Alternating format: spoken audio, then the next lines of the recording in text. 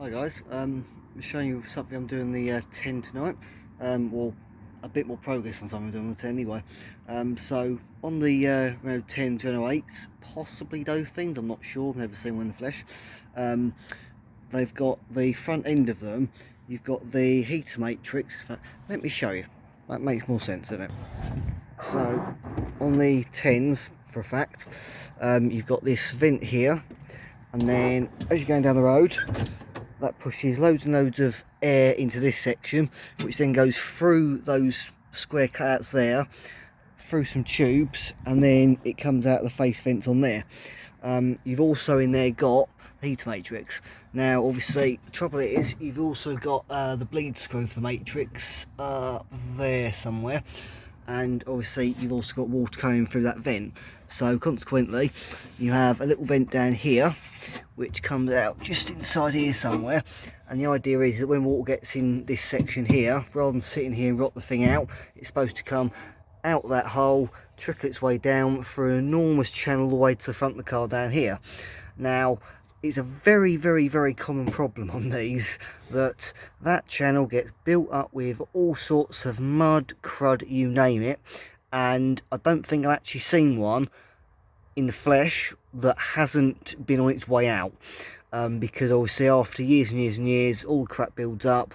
It's not exactly the thickest metal either, so obviously it doesn't take much, and it just rots itself out all the way down, and you end up with an MOT turn saying, oh, it's got a bit of structural problem at the front. It's like, it's technically not structural, it's just literally the lower section just rots through because it's a lot thinner than the top metal.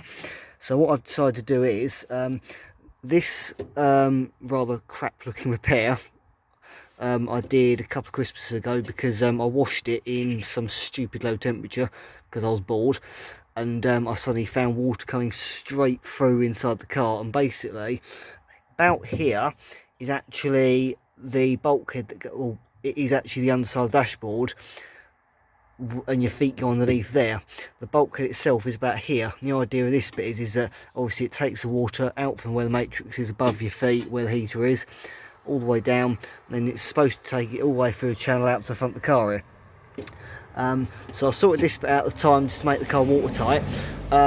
This bit here on the other hand, I just left because it was sort of like, it's okay for now, it's gone on the bottom side, but obviously as long as the top side's okay, it's structurally solid. But I've noticed where obviously I've left it, the rust has been pushing its way through at the top, and inevitably ended up where it's been a case of, let's just cut the hole out and start again. Now what I've actually decided to do is, because of the fact that the bulkhead is here and all that's down below that is basically the floor, I'm actually choosing to make a little bit of an alteration to the setup on this, because I just think it's a far more logical approach than re-adding a channel all the way down to here, when really, as long as it gets past the bulkhead and on the floor rather than in the car, what difference does it make? So I've got this sheet here. I've removed where the old panel was actually bunged onto this side. You might be able to see it through all the old seams here over this side, I'm not sure, but yeah, on this side, that's sort of, you can see that's how it's been done, because on the other side of this bit underneath, you can't put metal any other way. So what I've chosen to do is make this new sheet up. It's somewhere along here, as long as it's overlapping, so I can drill it and do some plug welds either side. But what I'm going to do is, I've built this part up, nice flat sheet of metal, a little bit thicker than the original, so yeah, it's going to last fairly well. Now this bit here, I'm doing a bit of an alteration, because obviously as long as the water gets from here and comes off here and ends up on the floor, it doesn't really matter too much. That's the main objective of this entire channel: get the water out from this section, get it to the floor, and don't let it sit in the car and linger and rot the thing to shreds. So what I'm doing is, I've left a little bit of a gap here, so that essentially what I'm going to do is, once this bit here is all measured up properly, which I'm pretty certain, to be fair, it's not far off it now, to be honest, I'm fairly happy with it, it's sitting quite nicely, everything's going to line up, so I'm fairly happy with it.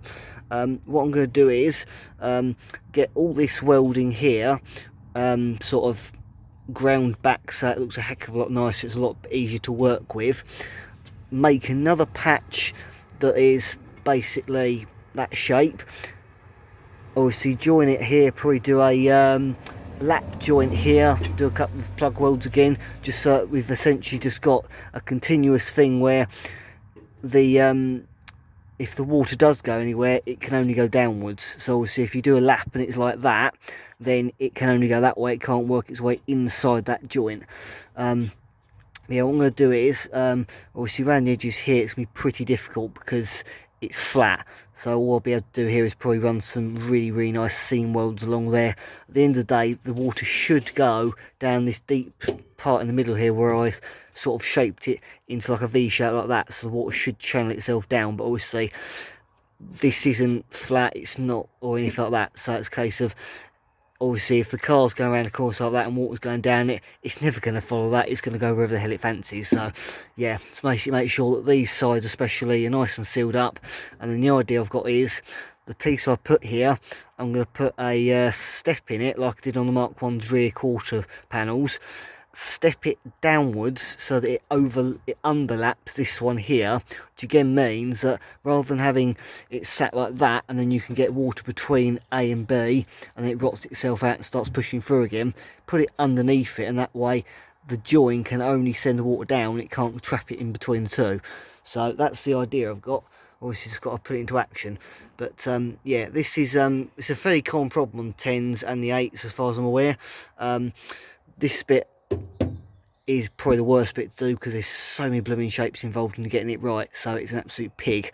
Bottom half I don't really know, but I'm sure other people have probably sat there for hours and they've probably put a really beautiful channeling all the way out to here, but I don't honestly see the point, because all you're doing is you're just giving it a reason to rot all the way through this boot floor, which makes no sense to me at all. So yeah, this is the approach I'm going with for the reasons I've just explained, because I just feel, well, as long as the water gets out from there and gets past the bulkhead and ends up on the floor, it's absolutely fine. I don't see a problem with it. So yeah, that's what I'm doing.